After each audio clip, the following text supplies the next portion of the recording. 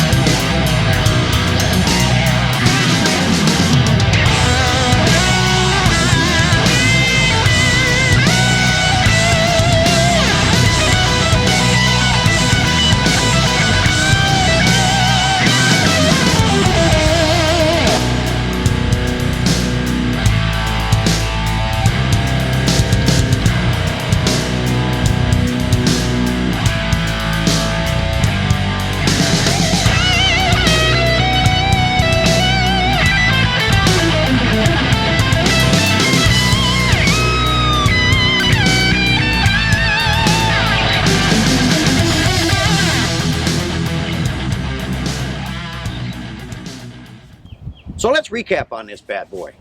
The Tamron 150-600mm lens is a quality lens. Now this one is mounted as an alpha mount system on an A77 Mark II Sony. And as anybody that knows that has the A77 has a 1.4 and a 2x kind of extender system built into the camera. And being a crop sensor, if you're running this at 2x, this bad boy is reaching out about 19, almost 2,000 millimeters out there. So it will reach out there. However, when it's at 2x, the images are a little bit soft, but they can be fixed up in post-production using some clarity work.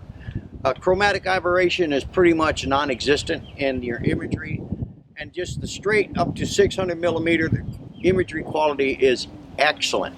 You cannot go wrong with this. Now, this review was taken over a few days where I went to different locations.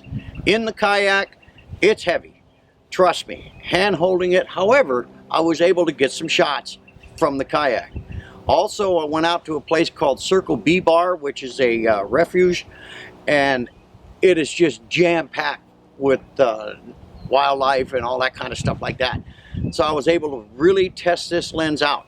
All the way out, fully blown with the 2x turned on. You saw these photos prior to this recap. So let's finish this thing up.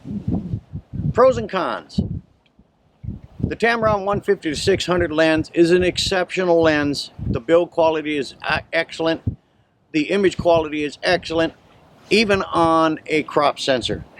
The only drawback that I can see here is one, it's 4.8 pounds, and two, there's a potential for lens creep.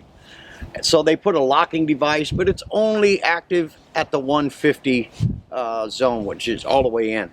So it will not lock in different focal points, but that's really not a big deal.